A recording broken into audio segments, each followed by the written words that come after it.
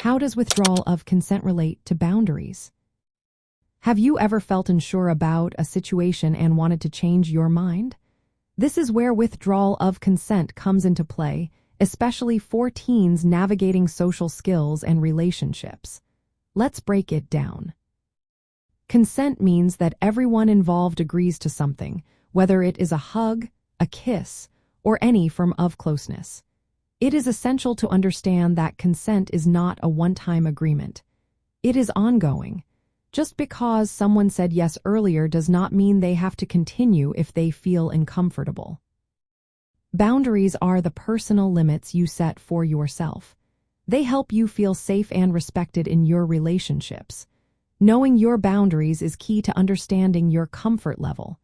If something does not feel right, you have every right to say no or ask to stop. Withdrawal of consent is when someone decides they no longer want to participate in an activity, even if they agreed to it before. This can happen at any time, whether you are just starting to get close or are already in the middle of something. It is important to remember that your feelings matter, and you can change your mind whenever you want. So, how do withdrawal of consent and boundaries connect? Setting boundaries means knowing what you are okay with and communicating that to others.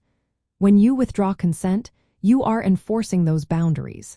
If someone crosses your limits or you feel pressured, you can always say no. This applies to all types of relationships, including friendships and romantic ones.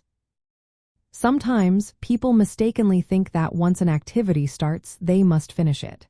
This is not true. You can stop at any point. It is also vital to pay attention to nonverbal cues.